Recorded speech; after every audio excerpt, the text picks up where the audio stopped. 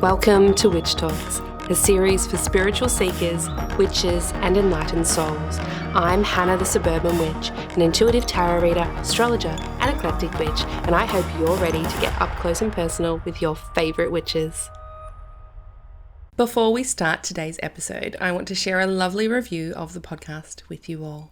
This one is titled Lovely Listening and comes in from Monkeys and Annas via Apple Podcasts. They say, an insightful and interesting podcast. I love listening and learning about all the different aspects of witchcraft and spirituality. Thank you so much, Monkeys and Annas, for your lovely review. It truly warms my heart when I read these. We have a very special guest today, but before I introduce him, I need to let you all know about a very special thing I've been cooking up in my cauldron. My course, The Art of Psychic Divination Level 1, is due for release in April 2022. This is a 7-week live course, and trust me when I say there are very limited spots available.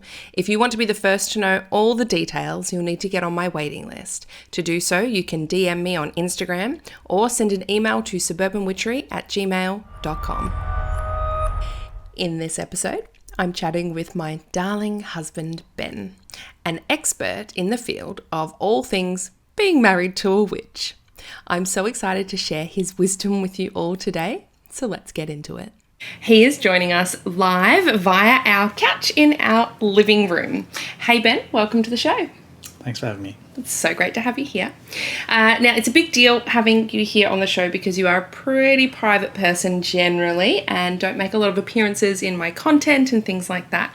So would you like to start off by letting everyone know a little bit about you as much as you're comfortable? Well, I'm Ben. I'm Hannah's lovely husband. We've been married for a couple of years now. Met, I guess, 10 years ago.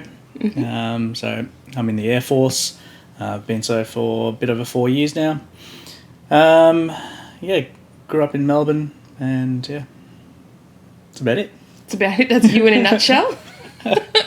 What are your hobbies? What do you like to do? How do you enjoy your time? I have 2 children and a busy wife, so I don't have any hobbies. You have some. I'm going to answer for you. You're a watch aficionado. You like fancy watches. I like fancy watches. Yeah. Like trying to go out camping, forward driving, going out and seeing new places, cooking, which you are the beneficiary of more often than not. Absolutely. Yeah. Yes. And at the moment you're trying to start a sourdough starter up here in Queensland. Trying to redo my sourdough starter after I had to bin my last one.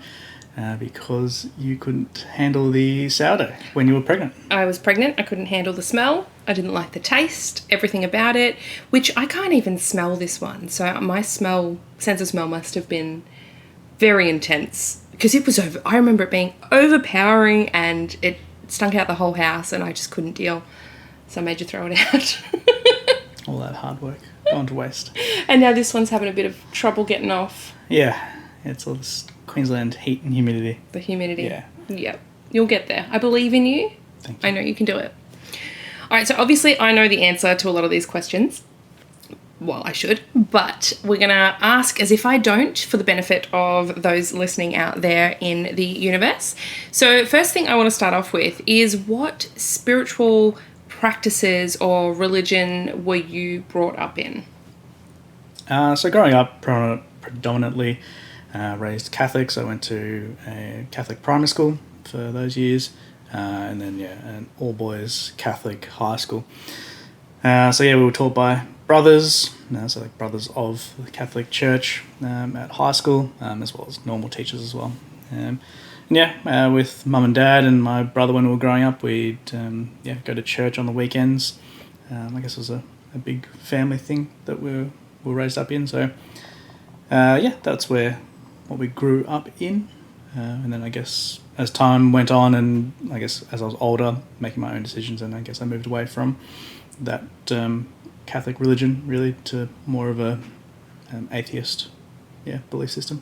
Mm-hmm. And did you go to church every weekend? For some reason I thought it was like just Christmas and things like that. No, when we were younger it was definitely Every weekend. Goodness. Yeah, most weekends. Every weekend. So Dad would speak. Like he was involved with the church as well. How did I not know that? He was pretty involved.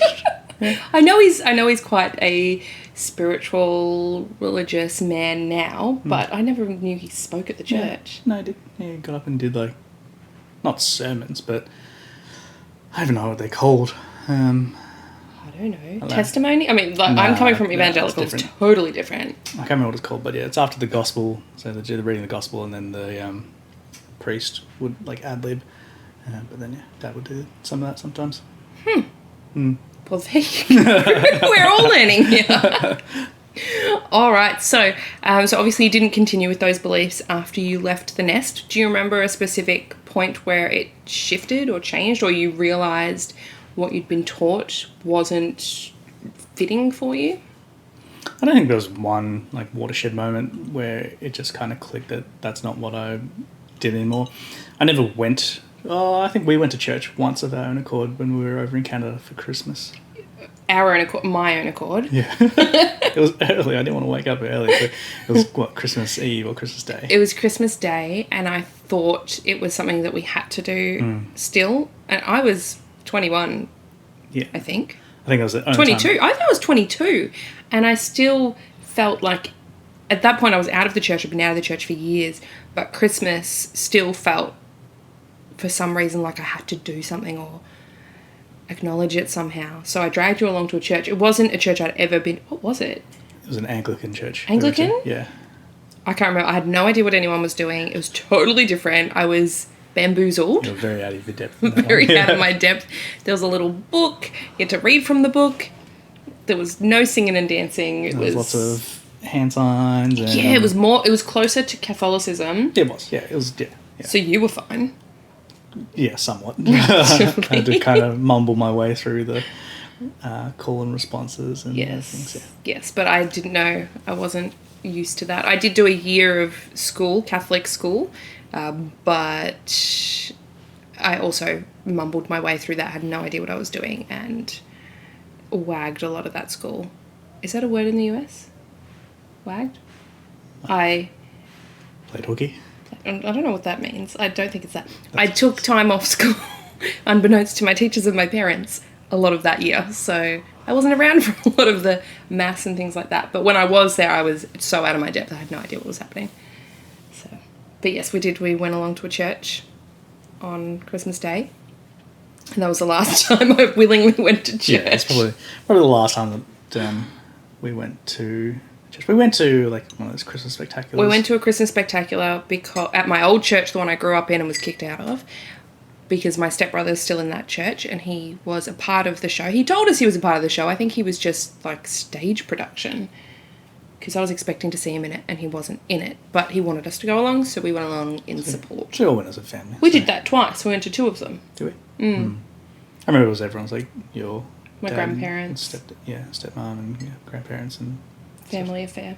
Yeah. And we took our daughter. She was very little. She had a great time with all the music. That was, I mean, it's a evangelical Pentecostal church. So lots of singing, lots of dancing. So it was fun. But of course then there was the call to the altar and the whole spiel at the end and requesting money. So which is very different to like the Catholic like church services that we would have done as kids, where like stations. Oh, that's Easter. Stations of the Cross, but yeah, it's like Jesus and Mary and Joseph in the manger and nativity scenes and yeah, we didn't have any of that. Yeah, no, it's all very stuffy. It used to be when I was a child, we would do Christmas carols in the park and we'd go there and we would do the nativity scene. Like I would dress up. I think once I was an angel. Your ring is very loud on that cup. Sorry. I would dress up as an angel or the star or Mary and things like that, and we'd put on a play. But that was when the church was a lot smaller. Yeah, we did plays. I was a sheep. A sheep? Yeah. Oh, that's so cute. I remember that because I used Dad's denim jacket, but turned it inside out. because it was a sheepskin lining. so I wore that. It's very clever. Very Is clever. that your idea or your mum's? Can't remember. It's probably your It's mum's. probably Your mum's very clever. She is, yeah. All right, so here's a test. When did we meet? Around about 10 years ago in Banff, Canada, whilst we were there. So I was there with my best friend at the time, working. Do you remember what month we met? December. Yeah, well done. Good job. I'm proud of you. Nailed it. And when did we start dating? When's St. Patrick's Day? What month is that in? March 17th. March, so sometime after that. Mm-hmm. April, let's say. Mm-hmm. March. Let's say April. Our first kiss was in March, and I counted from then because we didn't see anyone else after that. That's not how it works. That's not how any of that works. Works in my head. Anyway, so what were your spiritual beliefs just prior to meeting me? I don't think I had any spiritual beliefs. I think I probably still identified as Catholic, probably back then. So that was, I guess 10 years ago. Mm-hmm. But just like a non-practicing Catholic, potentially agnostic. Mm-hmm. Probably going down that pathway at that time. Just it wasn't something that was a big part of my life then.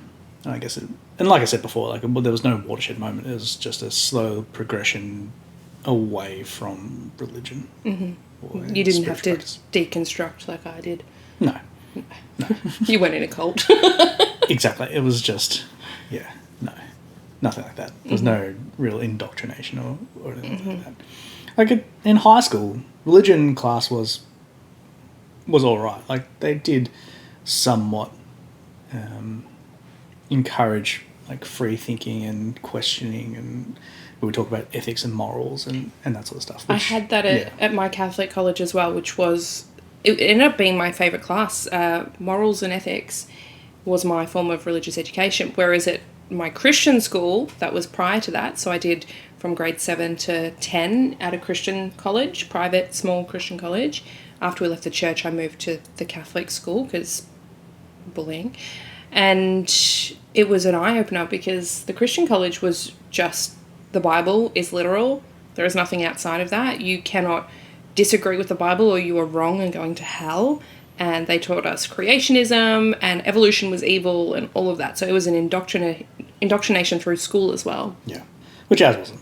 Ours definitely. And like our religion classes were taught by brothers, and like I remember classes we'd have with the headmaster, who was a brother of the Catholic Church. So there were always some heated debates with some people, but it was not discouraged. Yes, we had in the ethics and morals class at the Catholic college, I remember they asked us what our opinion on abortion was, and I mean at that point I was freshly out of the church, so of course I said it's wrong, and then there were people that were saying they thought it was fine, and I was like, what? You're allowed to have that opinion? That's not okay.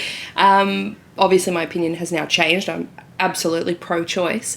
However, at the time it was a real eye-opener just to see how Catholic education allowed differing points of views on morals and ethics. And they would say, this is what the Catholic Church preaches, but we're here to have a discussion around it and what everyone believes and why they think that. And I think that was critical in me beginning the deconstruction process as well, which is really interesting. So do you think your beliefs have changed in the 10 years that we've been together? Yeah, I think so. Mm-hmm. Yeah, I think I've slowly gone to an atheist point of view. Mm-hmm. And then I guess obviously being around you, living with you for these many years, and your belief system, and you brought that into our home and foster that with the kids and us as well. So yeah, they've definitely changed. Mm-hmm. How do you feel about us raising our children around witchcraft? Yeah, absolutely fine. Like it's not a cult, which is good. And just like the same as with the veganism and like witchcraft and religion, we're giving them the tools and the information and the knowledge that they can make their own decisions as they grow up. But that being said, like it really resonates with Ray. Like she loves it, and it's I guess empowering them, like things like intent, which is really powerful. So like moon rituals and putting down goals and intents and that sort of stuff is fantastic. And even though it's labelled for under witchcraft in our house, I guess that in the outside that stuff is like journaling. It's what are they called? Vision boards. Yeah, vision boards, exactly. Vision boards, journaling, putting down your intents, goal setting. Exactly, goal setting. It's smart goals. It's whatever it is. It's labelled everywhere differently, but under this house, I guess it's labelled under witchcraft. So I have no problems at all with it, and like I said, Ray really resonates with the nature side of things, and you know, she's always picking up feathers and flowers and the sticks magic of stones. it. Yeah, exactly. Which I think is great for children, to prolong the view of the world as magical. And I view the world as magical. I think that's necessary to take care of it and feel connected. What little girl would not want to grow up with that? And we're yet to see with Toby, but Also, maybe, but we always give them the choice as well. So I never force her to do anything. If anything, she tries to force me. Mum, can we light another candle? Yeah, exactly. She's always going up to you, wanting to do more stuff. Can we do make a this, potion? Can we do that? Yeah. Yes, she's very into it, which is great. But yeah, as I said, even with veganism as well, we always give her the choice. You know, this is what Mummy chooses to eat or not eat, and if you want to go and eat something else, that's totally up to you, darling. This is why I don't do it, but you can have a different opinion to me. I'm not forcing it onto her, and if anything, she's become stricter herself of her own accord. Yeah. So that's been interesting to watch. And I'm curious about your views of the afterlife. Being atheist, do you believe that you die and that's it? You go into the ground? You're dead? Or cremated and dead? Yeah. I mean, I'll preface with this. I don't know. I don't think anybody knows. I really like the idea of soul groups. I think when you first mentioned that to me quite some years ago, that really made a lot of sense. And I guess from a science and standpoint as well, like, no, you can't destroy energy, and like we're all made up of billions of years old stuff that's been through the life cycle. So I can imagine how that would work. So I really like the idea of soul groups. And if anyone doesn't know what soul groups are, it is to do with reincarnation. And it's the idea that we have a group of souls that consistently stay together in differing ways. So, for example, your mother might have been your child in a past life, or your partner may have been your best friend, and you just switch roles to learn different things and go through different trials and things like that. So that's part of that reasoning through reincarnation. Yes, absolutely, I believe in soul groups and reincarnation as well. But yeah, reincarnation is very different to, I think, the general atheist idea. Yeah, exactly. And putting those labels on it, like atheist or witch or whatever, I don't know. I'm as with my like vegetarianism, veganism, I kind of pick and choose what fits and feels right, rather than trying to like force myself into one bucket or the other. Yes, you label yourself a flexitarian. Yeah, You go between vegetarian and veganism fluidly. which is fine. What's a word for that with spirituality? Flexituality? Flexiality? Work with me, Ben. Come on. No. Flexiism? I don't think any of those work. We'll workshop We'll it. work on it. Yeah. Surely there is something there. There's got to be like a more flexible spiritual view, I'm sure. Just don't know what the name is. The curious thing about this as well is, in terms of your afterlife beliefs, has my mediumship development changed that or challenged that? Yeah, absolutely. Absolutely it has. It's not something that I really believed in before you went through all that. And like the things that you come up with, and yeah, can't really be explained. I guess raises questions, but I don't know.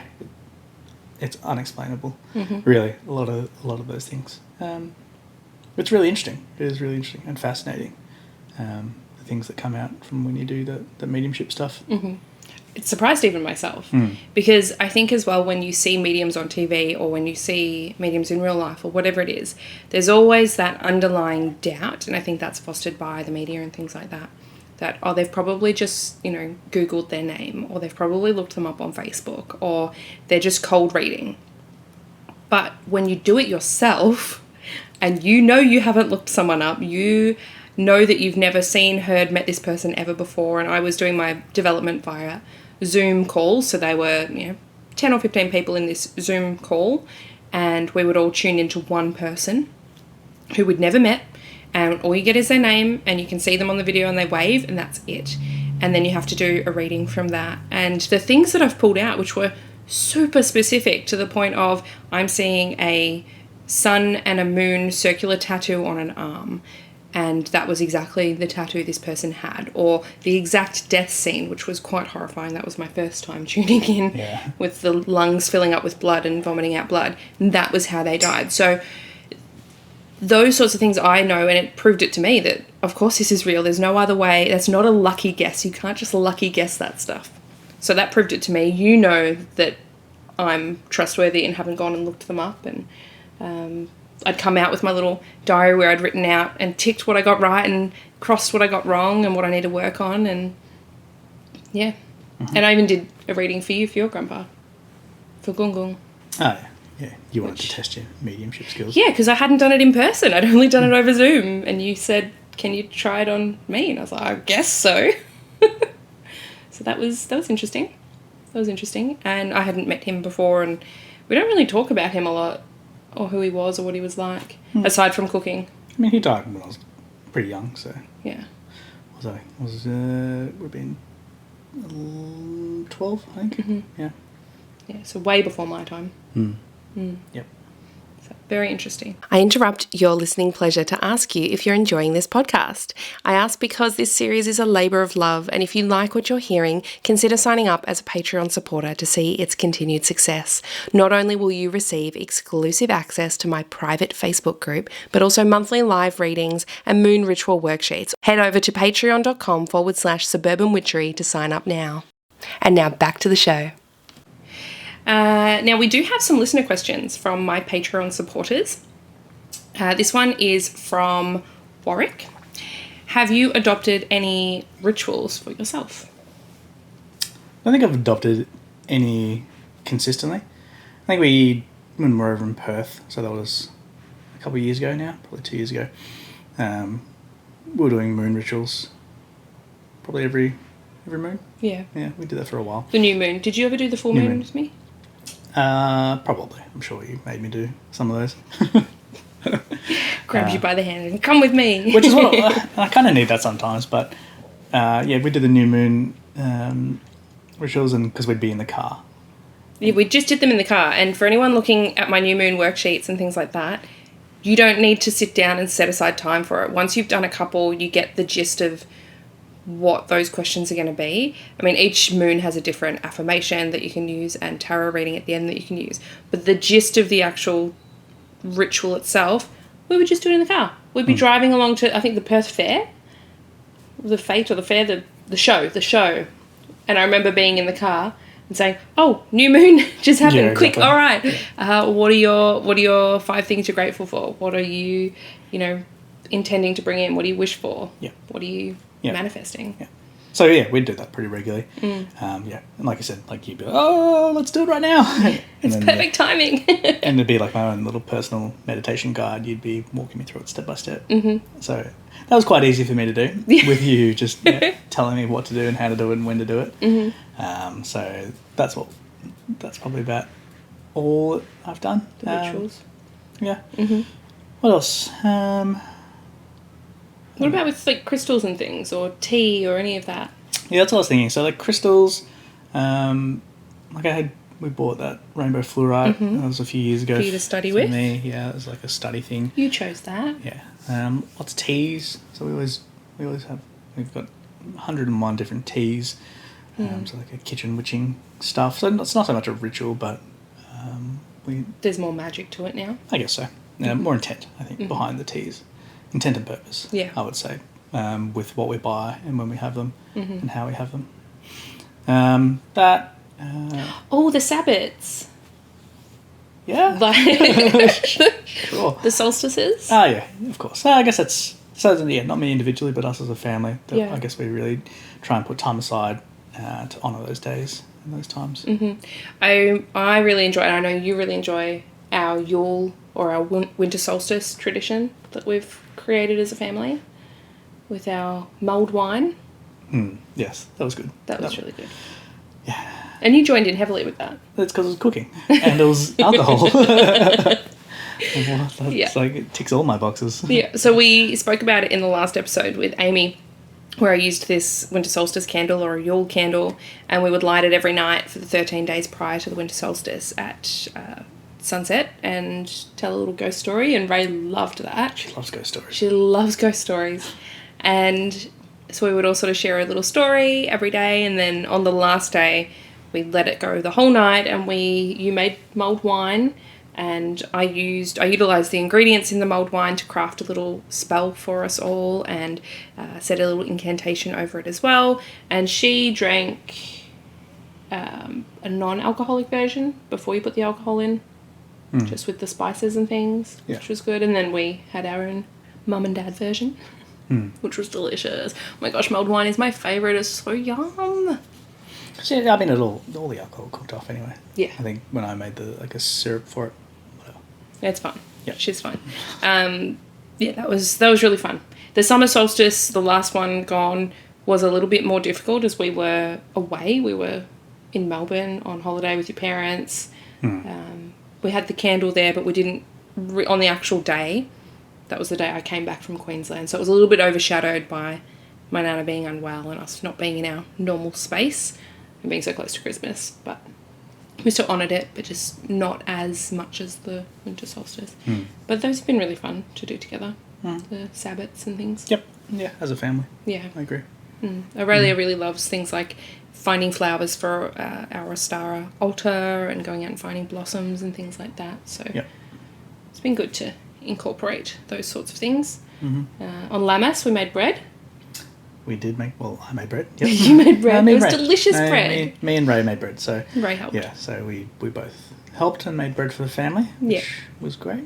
Yeah, it was good. There's nice traditions to have as a family, and you've been desperate for that, for having more traditions. more family traditions. Yeah. So I think it's something that you really, really want. I think traditions and rituals as a family, they almost hold the family together. And there's something, we had a tradition growing up, which was Christmas Eve was when we opened our presents with our family.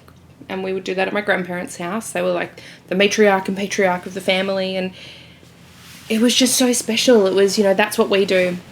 It's Christmas Eve is our Dutch Christmas. And that to me is a really solid memory. It's a solid foundation to my upbringing, and I think these will also craft that as well. And it keeps us in tune with the cycles of nature. It keeps us in tune with noticing what's happening outside when these Sabbats come to pass. I think it's nice. Now, Narelle has a couple of questions as well. What is the most annoying part and the best part about living with a witch? AKA me. Yeah, we get that. Yeah. So I've been kicked out of my office. So I no longer have an office because that's just full of all your witchy accoutrements. So I have to do all my working from home on the kitchen table now. Which is a home business thing rather than a witchy thing. But my desk is now full of all herbs and spices and candles and tarot cards and... It would be a lovely place to work. If there was any room to work. That... and you doing weird stuff every now and then. So, like, a couple of days ago, walking out of the bathroom with what I thought was a jar of red cordial, but... It was not red cordial. It was not red cordial.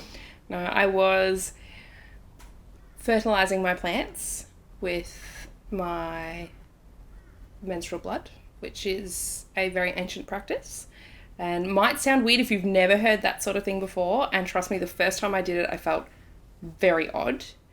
The first time I heard about it, I was like, what is this craziness? But I've actually been on a bit of a journey with menstrual magic and feminine mysteries and women's mysteries and that sort of thing. And it feels right. It feels really, really spiritual to do that, to use something that your body is freely giving and give it back to the earth. And there is a very long history that goes back with doing that. But you have to dilute it, just so you know. It does help if you're using reusable products, which is what I do. And then whilst I rinse them out, I just keep some of that water and go and put that on my plants, and my plants are thriving. So we also are in a beautiful, warm, they're hot always thriving, environment. no matter where we live. Yeah. But it can be a really good way to connect back in with your cycle and the earth and honour the earth in that regard. So I'm sure I will do a proper podcast episode on that with someone. I've got someone in mind to bring on, but we'll see if they agree. So stay tuned on that. But yes, I'm sure the first time you saw that, and most times, it's a bit odd. It's just odd. It's just like, oh, that's just Hannah. That's just what she's doing. Doing her thing. Yeah, exactly. Yeah. Yeah. Whatever. Yeah. Alright, so that's the most annoying stuff. What about the best part? I guess kind of like we already touched on a little bit, but just family stuff. Like those family traditions that we're creating, and we're forming our own family traditions with Ray and Toby, and she loves them. And she really loves having you as a witchy mum. She likes telling people that she's a witch and my mum's a witch. And She tells people I'm a witch in training. yeah. I've never said that to her. I don't know where she got that from, but she's just decided she's in training. But then also, I guess, bringing that intent and ritualistic stuff into the home. So, and like I said, outside it's cool. It's manifesting, it's intent, it's vision boards, it's smart goals, that sort of stuff. Yeah, I guess bring that into the home. What about for you when you're going through a tough time? Is there any benefits? Yeah, for me, for friends, our friends, like you before. You're always Oh, what's that word? Pushing me out for services? Oh, all the time. I'm just pimping you out. Pimping me out. Yeah, I always pimp you out. So, yeah.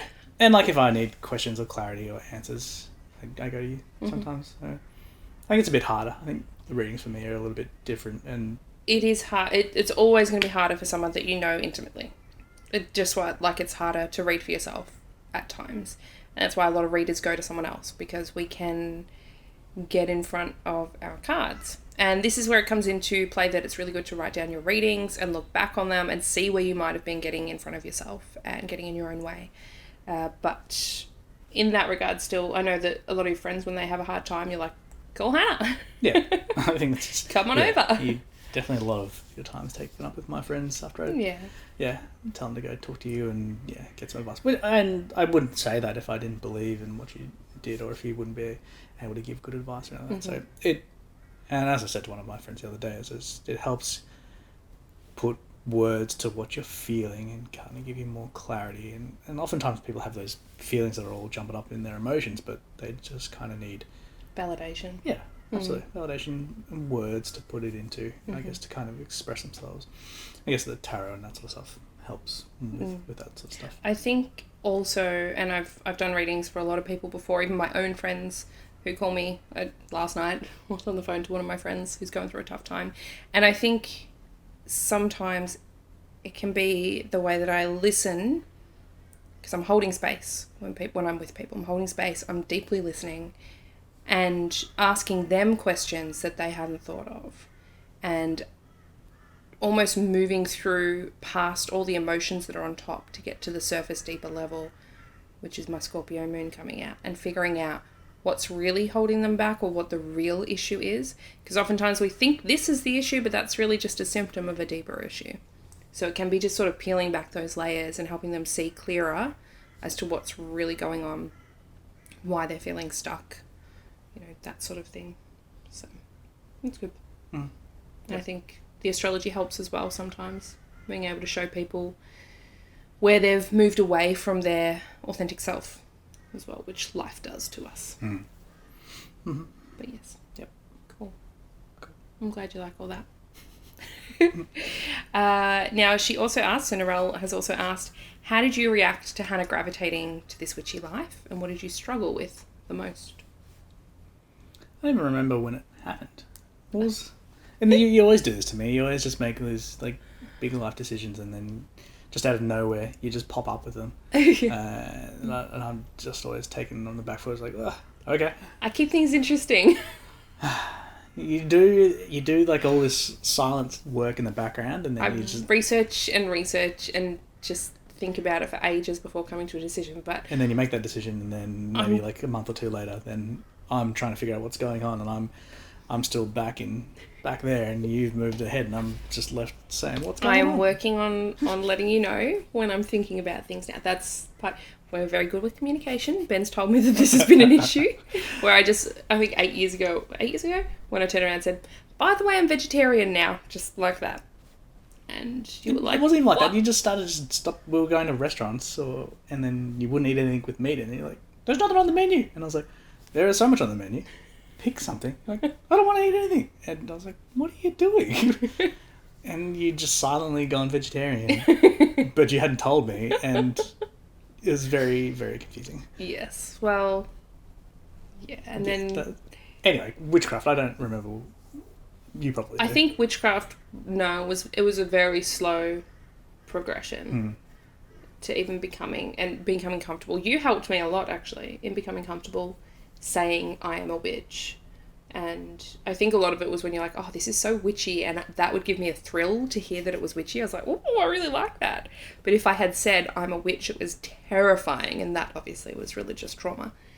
But you were really supportive the whole way through of, even when I said I'm thinking of buying a tarot deck because I have like a voice in my head telling me to buy a tarot deck. And you said, so buy a tarot deck. And I said, I can't, a demon's going to pop out.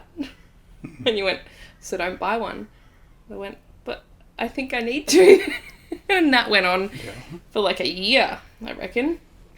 Because when did you really start getting witchy? Was it over in Perth? No, I had my business in Perth. I don't know. Way before that. No, that was I guess starting your business. The very, very, very start was when I started tea leaf reading.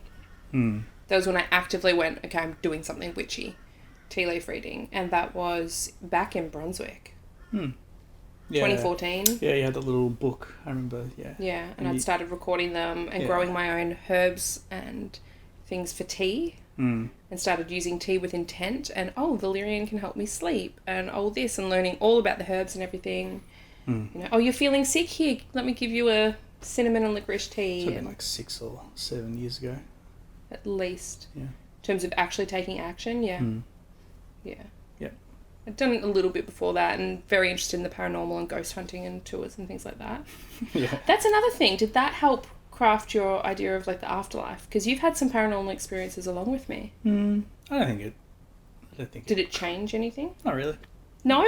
You had a bed bloody vibrate underneath you. Yeah.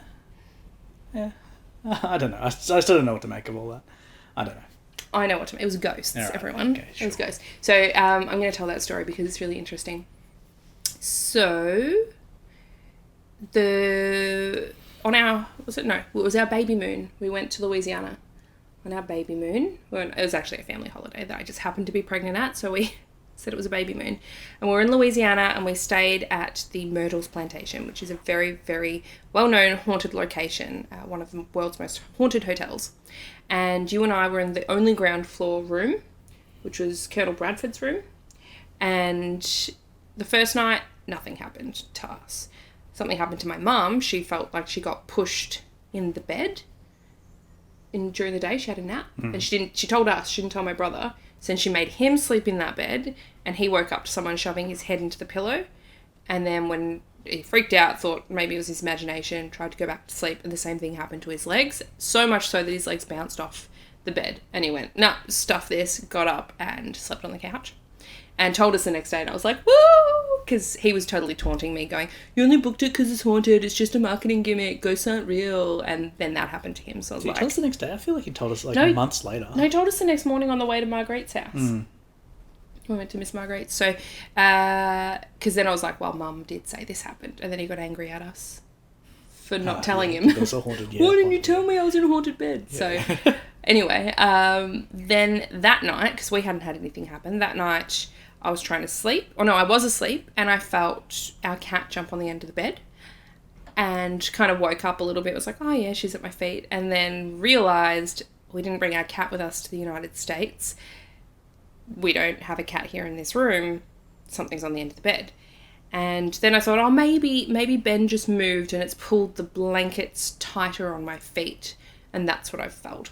So I kind of shuffled closer to you and just tried to get to sleep, and then felt whatever it was move up to my knees and went, that was a bit unsettling.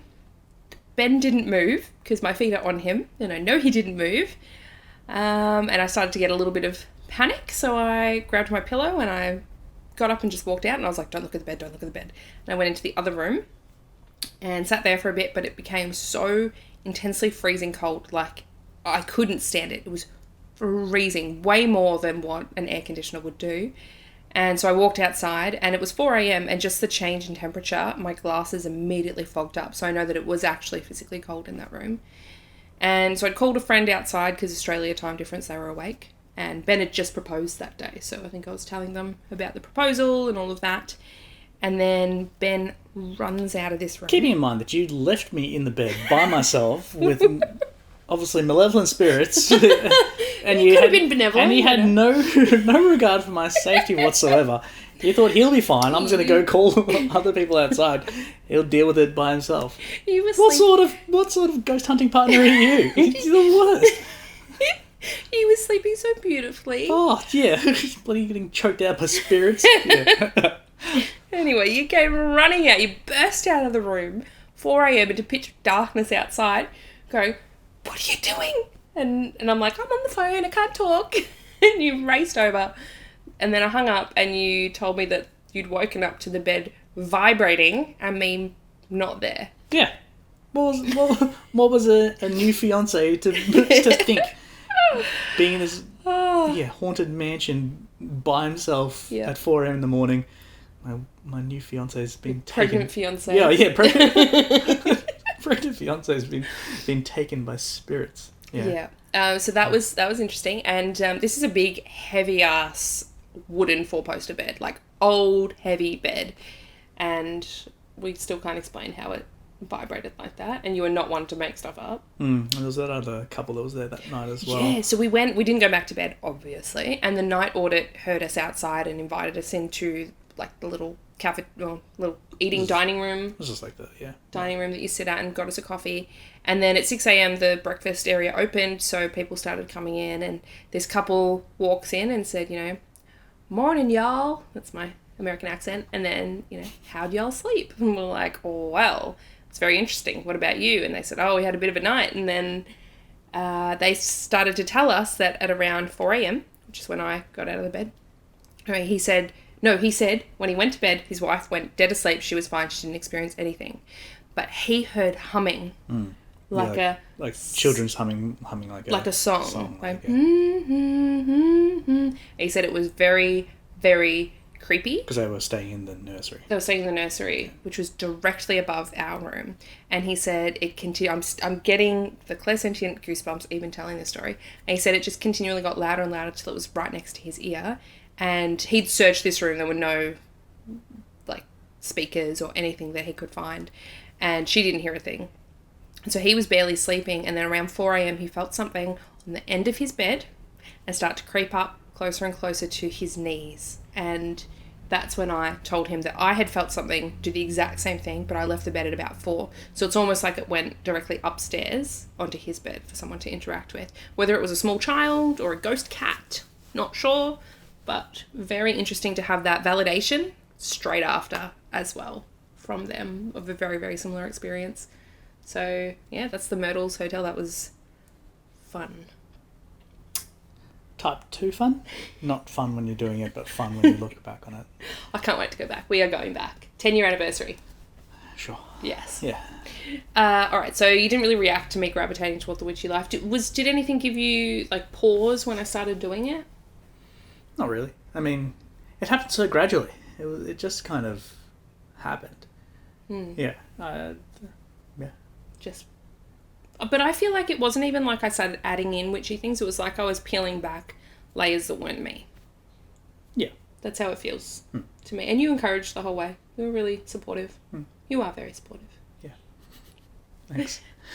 And Narelle also asks, do you have any advice for muggles struggling or witches struggling to be fully out of the broom closet with their partners? I guess that kind of, follows on from that, from her last question. And for you, I guess it was peeling back layers. Yeah. And being your more authentic self. But then I guess just to me from the outside looking in, you were just adding stuff on to be your more authentic self. And yeah, like I have absolutely no problems with you exploring those. Like, you've always been like this. You've always got, not to say a fad, but you're always trying new and different things, whether it be witchcraft or like your painting and artwork or your pottery or gardening or what other... I have lots of interests. Yeah, what other interests have you like gone fully into? Travel? I don't know. But stuff like that. And I've never discouraged you from exploring any of those things. It's my 9th house, son. I have to explore and be creative and, which is fine. And then, try new things. Yeah, and like you've landed on witchcraft. And yeah, it's obviously resonated with you and it's something that you love and enjoy, and it's, I guess, a way of life for you. So, yeah, and I'm accepting of that. And I've agreed to accept you for everything that you are and do. Yeah, exactly. And it is a part of you. So I've got no problems at all. Just being more authentic self. But do you have advice for people whose husbands maybe, or wives, may not? Is there a word that's not husbands or wives? A gender neutral word? Spouse? There you go. Spouse. I was going to say like... Nibbling. Yeah, nibbling is a nephew or niece. I think you just need to have an open conversation, an open and frank dialogue between the two of you, and I think that's what we're pretty good with. We're good at communication. Yeah. When you're not making decisions by yourself. I've worked on that. Yeah. But yeah, I think you just need to have, and if someone's not accepting you for who you are or what you want to do, then I think you need to have a bigger conversation that goes along with that. Yeah, so I think if you're scared or afraid of opening up to your spouse about what you want to do and what you want to explore, then obviously there's some deeper things that you need to look at. Yeah, I've never really had an issue telling anyone about who I am or what I do, except for those in the church. So I've got a very, very dear friend of mine, bridesmaid in our wedding, still very much in the church. I love her to pieces, and I remember trying to tell her, 3 years ago when I opened my business, because I'd kept it all under wraps until then, because no one had to know, right? I wasn't doing anything publicly. I could read tarot, I could read tarot for people online, and no one ever had to know about it. I could explore and do all the witchy stuff and just pack it all away when they came over. But when I pursued it as a business, it was out in the open. And I thought, I've got to tell her. It took me months to actually tell her. Many months, if not to work years. up to it, because I thought I would lose a friend. I was certain, because, the Bible, Christianity, all of that. And I remember I sent it as a message because I couldn't actually say it. And then she left it on red for like a day. It was nerve-wracking as all hell. And she responded with, "I'm so proud of you for opening your own business. That's a really big step." And I was like, oh my gosh, she's supporting. Oh my goodness. And whilst we don't talk about it, she doesn't really want to hear about the tarot stuff, or definitely not mediumship. I don't know if she knows I do the medium stuff. But she is supportive of the fact that I have a business. She knows I run a podcast. She knows I have a big social media following. So she knows I've written a kids' witchy book. Like, she knows about all of it and is still one of my best friends. And I think that is a sign of a true Christian. Absolutely. I'm very thankful. But I was petrified telling her. But in terms of like I was a little funny around my dad, but more so because he's like, "Oh, it's all a scam." And I was like, all right, whatever. And he's similar. I talk about business stuff and facts and figures and money, but I don't really talk about what I'm doing. Well, because your witchcraft doesn't contradict any of my belief systems or anything like that. So it's not something that I don't have any dissonance between the two. Whereas I guess your main rub point with those people is that it's... Christianity, it says it's evil and that we should be stoned Yeah. to death. Exactly. And where else I don't, believe any of that. So. Yes. And if you actually look into the Bible, witchcraft is not the accurate translation for the word. It was pharmakeia. Pharmakeia actually translates from the Greek translation, into pharmacist, and it was referring more to herbs that change one's mindset, and that was wrong, and people that do that, so using herbs and what we now call medicine, was wrong. So if people have an issue with witchcraft, really it's with their pharmacists, which is your mother. Yeah, so Mum's in a bit of a strife then, isn't she? Yeah, so it's an incorrect translation of the Bible, but Christians are not ready for that conversation. That's awkward. Yes. Yeah. But that's part of my deconstructing, Yeah. and, but everyone will get to that path when they're ready, if they're ready, and nothing against Christianity, and Christian witches are totally a thing, so just get that out there. Well, I guess if the witches are struggling to be fully out of the closet with their partners, then I guess maybe kind of do what Hannah does and just kind of introduce things one at a time. Slowly. Maybe like a crystal here or there. Yeah, she's, I remember she knew about it, and like my friend we were talking about before I told her any of that, she saw me wearing a crystal necklace, and I remember she asked me, oh, what does that one do? Like, she knew that I was wearing it for a reason. So Slowly integrate it. So like crystals, and then... Crystals are the gateway drug. Oh, 100%. And then candles. It's crystals and candles. Yeah. That'll do you in. Yeah. Candles, and then before you know it, you'll be doing menstrual blood magic under the full moon in your garden. It's as easy as that. It's a slippery slope. It is a slippery slope. Now, if anyone listening would like the opportunity to submit questions for future guests, all you need to do is sign up as a Patreon supporter. We have tiers starting at $5 all the way up to higher level tiers for one-on-one mentoring. And you do get to be a part of my Facebook group, where I do let you know in advance when and who I have coming onto the podcast, and you can submit your questions to be asked on the show live like this.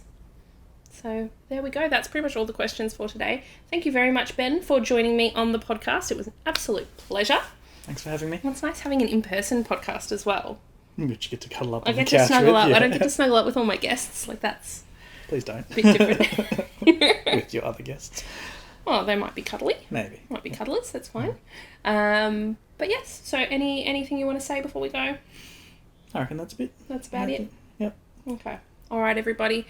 Thank you very much for listening. If you do have a chance to leave us a review on Apple Podcasts, it would mean the absolute world to me. It really, really helps rank and put us into the charts, and I would very much appreciate it. And I do a little happy dance every time I get one. Look forward to hearing from you, and I'll chat to you next time. Bye for now.